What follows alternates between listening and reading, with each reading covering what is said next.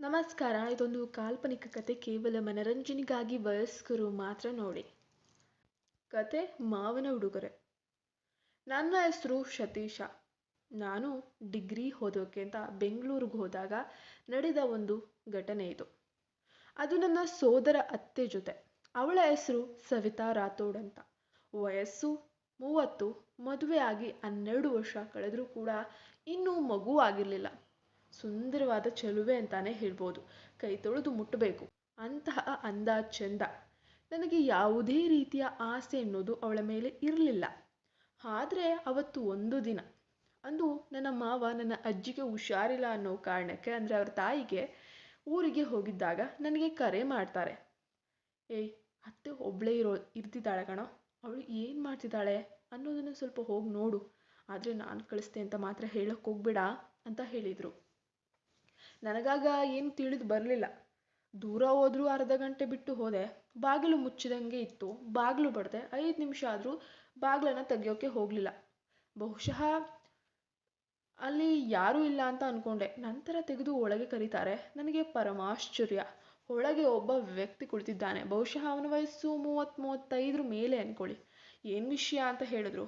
ಏನಿಲ್ಲ, ಇಲ್ಲೇ ಬಂದಿದ್ನಲ್ಲ ಹಾಗೆ ಬಂದೆ ಅಂತ ಹೇಳಿದೆ. ಅದಕ್ಕೆ ಅಲ್ಲಿ ಕೂತಿದ್ದ ವ್ಯಕ್ತಿ ಹೇಳ್ತಾನೆ, ನಾವು ಪಾಠದ ಬಗ್ಗೆ ಡಿಸ್ಕಷನ್ ಮಾಡ್ತಿದ್ವಿ ಅಷ್ಟೇ, ಅದಕ್ಕೆ ನಮಗೆ ಕೇಳಿಸ್ತಿಲ್ಲ ಅಂದರು.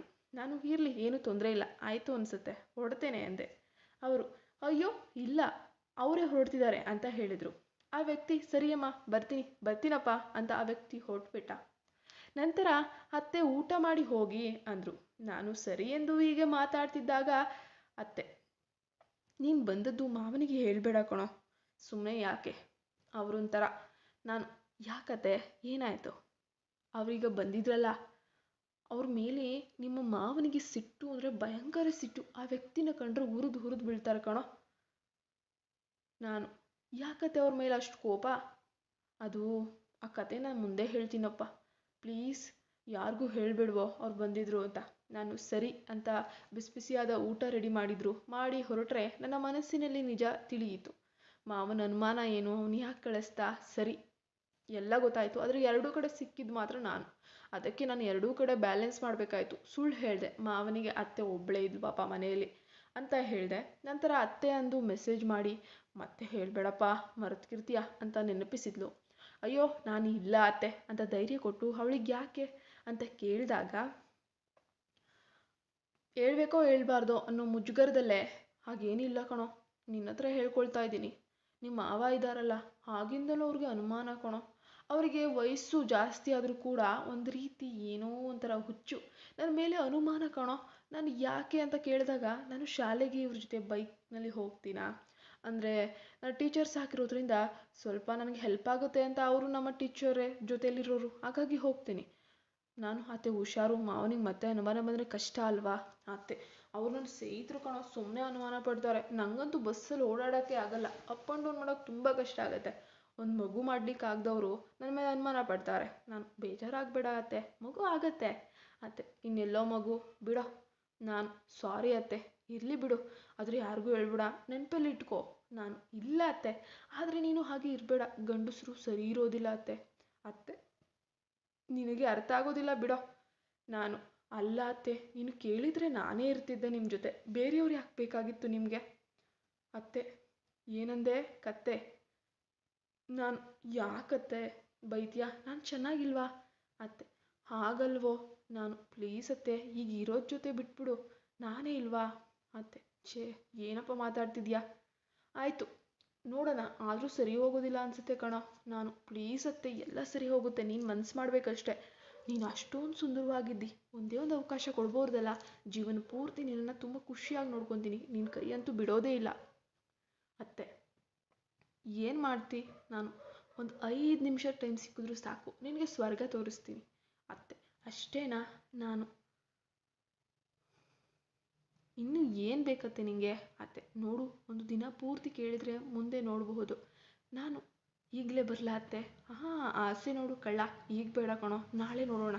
ನಾನು, ಪ್ಲೀಸ್ ಅತ್ತೆ, ನನ್ನ ಕನಸೇ ನೀವು, ನಾನು ನಿಮ್ಮನ್ನ ನೋಡಲೇಬೇಕು ಪ್ಲೀಸ್ ಅತ್ತೆ ಅಂದಾಗ, ತುಂಬ ಆಸೆನಾ? ಆಯಿತು, ಫಸ್ಟು ನಿನಗೊಂದು ತೋರಿಸು. ಮೊದಲು ತೋರಿಸಿದಾಗ ಸಂತೋಷಗೊಂಡು ಅತ್ತೆ ತಕ್ಷಣ ಕಾಲ್ ಮಾಡಿ, ಸರಿ ಬೇಗ ಬಂದ್ಬಿಡು ಅಂತ ನಗುತ್ತಾ ಹೇಳಿದರು. ನಾನು ಕೂಡ ಖುಷಿಯಾಗಿ ಸ್ನಾನ ಮಾಡಿ ಫ್ರೆಶ್ ಅಪ್ ಆಗಿ ಅಲ್ಲಿಂದ ಹೊರಟೆ. ಅರ್ಧ ಗಂಟೆ ಜರ್ನಿ ಅಷ್ಟೇ. ಅವಳ ಮನೆಗೆ ಹೋದಾಗ ರಾತ್ರಿ 1 ಗಂಟೆ ಆಗಿತ್ತು.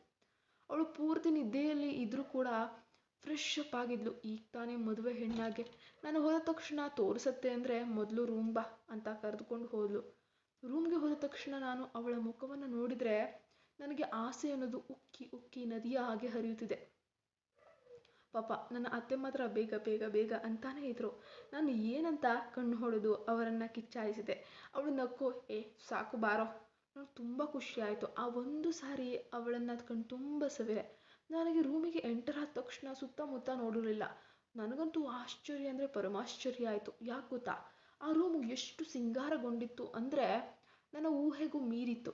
ಅಂದರೆ ಸೇಮ್ ಟು ಸೇಮ್ ಥೇಟ್ ಮೊದಲ ರಾತ್ರಿಯ ಎಲ್ಲ ಸಿದ್ಧತೆಗಳು ಅಲ್ಲಿದ್ವು. ಅವರು ಎಷ್ಟು ಹಸಿದಿದ್ರು ಅಂತ ಆಗ ನೋಡಿದಾಗೆ ಗೊತ್ತಾಗಿತ್ತು. ಹೂವಿನಿಂದ ಅಲಂಕಾರಗೊಂಡಿತ್ತು ಇಡೀ ರೂಮು.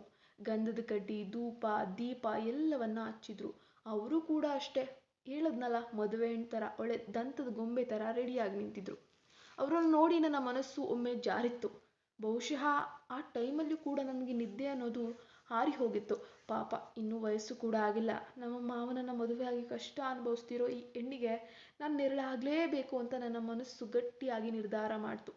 ಒಂದು ಖುಷಿ ಅಂದರೆ ಏನು ಅಂದರೆ, ನಾನು ನನ್ನ ಅತ್ತೆಯನ್ನು ಕೇಳಿದೆ, ಏನತ್ತೆ ಇಷ್ಟೊಂದು ಪ್ರಿಪ್ರೇಷನ್ಸ್ ಎಲ್ಲ ಮಾಡಿಬಿಟ್ಟಿದ್ರಿ? ನನಗೆ ಗೊತ್ತಾಯಿತು, ನೀವು ಮೆಸೇಜ್ ಮಾಡಿದಾಗಲೇ ಬಹುಶಃ ನೀವು ಮೊದಲೇ ಎಲ್ಲ ಪ್ಲ್ಯಾನ್ ಮಾಡ್ಕೊಂಡಿದ್ರಿ ಅಂತ ಅನಿಸುತ್ತೆ. ನಾನೇ ನಿಮ್ಮನ್ನು ಕೇಳಲಿ ಅಂತ ವೆಯ್ಟ್ ಮಾಡ್ತಿದ್ರಾ? 1 ಗಂಟೆಗೆ ಇದೆಲ್ಲ ಹೆಂಗೆ ಸಾಧ್ಯ? ನನ್ನ ಮೇಲೆ ಮೊದಲೇ ನಿಮಗೆ ಆಸೆ ಇದೆ ಅಂತ ಅನಿಸುತ್ತೆ.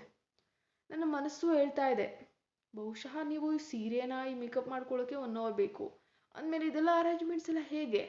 ನೀವು ತುಂಬ ಒಳ್ಳೆ ಪೇರತ್ಗೆ. ನಮಗೆ ನಿನಗೂ ನನಗೂ ಒಂಥರ ಈಡು ಜೋಡು. ಹಾಗಾಗಿ ಇಬ್ರಿಗೂ ಕೂಡ ಮೆಚ್ಯೂರಿಟಿ ಇರುತ್ತೆ. ಒಂದೇ ವಯಸ್ಸು, ಒಬ್ರನ್ನೊಬ್ರು ಚೆನ್ನಾಗಿ ಅರ್ಥ ಮಾಡ್ಕೊಳ್ಬಹುದು ಅಷ್ಟೇ. ನಮ್ಮ ಅವನಿಗೂ ನಿಮಗೂ ಎಷ್ಟು ಸುಮಾರು ಅಜಗಜಾಂತರ ಅಂದರೆ 15-20 ವರ್ಷದ ಡಿಫ್ರೆನ್ಸ್ ಇರೋದ್ರಿಂದ ನಿಮಗೂ ಅವರಿಗೂ ಆಗಿ ಬರ್ತಿಲ್ಲ. ಅವರ ಆಸೆಗಳೇ ಬೇರೆ, ನಿಮ್ಮ ಆಸೆಗಳೇ ಬೇರೆ. ಪಾಪ, ನಿಮ್ಮ ಮತ್ತು ಅವರ ಯೋಚನೆಗಳು ಬೇರೆ ಬೇರೆ ಇರೋದ್ರಿಂದ ನಿಮ್ಮ ಜೀವನದಲ್ಲಿ ಒಂದು ರೀತಿ ಬೋರ್ ಅನಿಸುತ್ತಪ್ಪ. ಇರಲಿ ಬಿಡಿ, ಅದನ್ನು ಇಲ್ಲೇ ಬಿಟ್ಬಿಡೋಣ. ಈಗ ಇದನ್ನು ಶುರು ಹಚ್ಕೋಬೇಕು. ಈ ರಾತ್ರಿನ ಹೆಂಗೆ ಎಂಜಾಯ್ ಮಾಡುವ ಅಂದರೆ, ಪ್ರತಿದಿನ ನೀವು ನೆನೆಸ್ಕೋಬೇಕು. ಹಾಗೆ ಯೋಚನೆ ಮಾಡ್ತಿದ್ದಾಗ ಕತೆ ಮುಂದುವರಿಯುತ್ತೆ. ಮುಂದಿನ ಭಾಗದಲ್ಲಿ ನೋಡೋಣ. ಧನ್ಯವಾದ. ಶುಭವಾಗಲಿ. ದಯವಿಟ್ಟು ನಮ್ಮ ಚಾನಲ್ಗೆ ಸಬ್ಸ್ಕ್ರೈಬ್ ಆಗಿ ಸಪೋರ್ಟ್ ಮಾಡಿ. ಇಂತಹ ನೂರಾರು ಕಥೆಗಳು ನಮ್ಮ ಚಾನಲಲ್ಲಿ ಲಭ್ಯ ಇದೆ. ನಿಮಗೆ ಸಮಯ ಸಿಕ್ಕಾಗ ದಯಮಾಡಿ ಒಮ್ಮೆ ಚೆಕ್ಔಟ್ ಮಾಡಿ.